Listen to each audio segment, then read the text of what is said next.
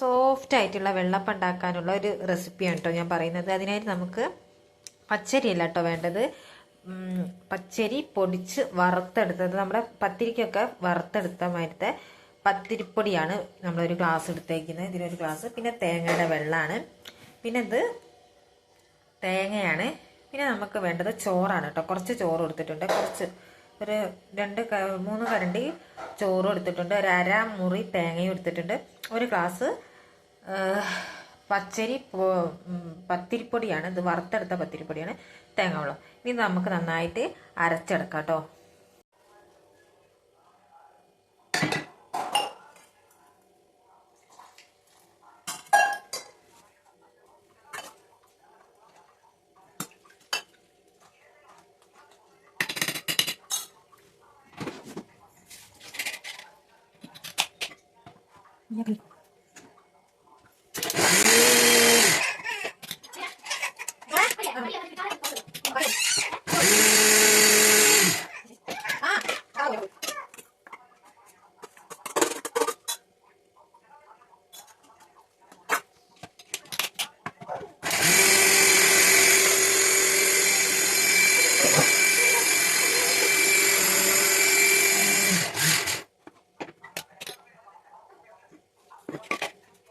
അപ്പോൾ അതേ നമ്മൾ നല്ല ഫൈനായിട്ട് അരച്ചെടുത്തിട്ടുണ്ട്.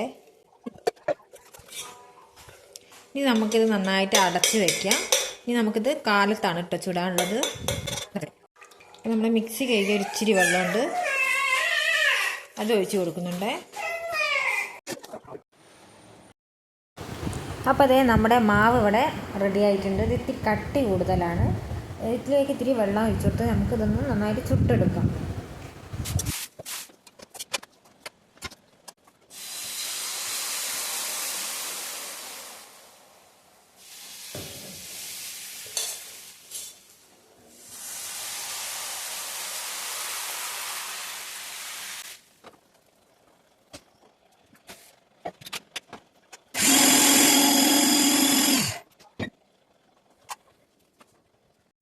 അപ്പോൾ അത് അടിപൊളിയായിട്ട് നല്ല സോഫ്റ്റ് ആയിട്ടുള്ള വെള്ളപ്പാണ് റെഡി ആയിട്ടുണ്ട്.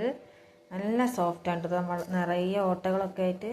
അപ്പം ഇങ്ങനെ ഉണ്ടാക്കി നോക്കാത്തവരൊന്നും ഉണ്ടാക്കി നോക്കണം. നല്ല സോഫ്റ്റ്, നല്ല ടേസ്റ്റി ആയിട്ടുള്ള, നല്ല എളുപ്പം ഉണ്ടാക്കാൻ പറ്റിയ വെള്ളപ്പാണ് കേട്ടോ. അതിന് കൂടെ നമുക്കിതാ തേങ്ങാപ്പാലുണ്ട്, പാൽച്ചായയും.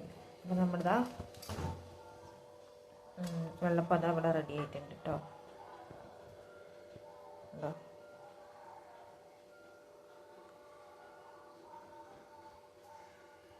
അപ്പോൾ അത് അത്രയൊക്കെയുള്ള വീഡിയോ. Thank you.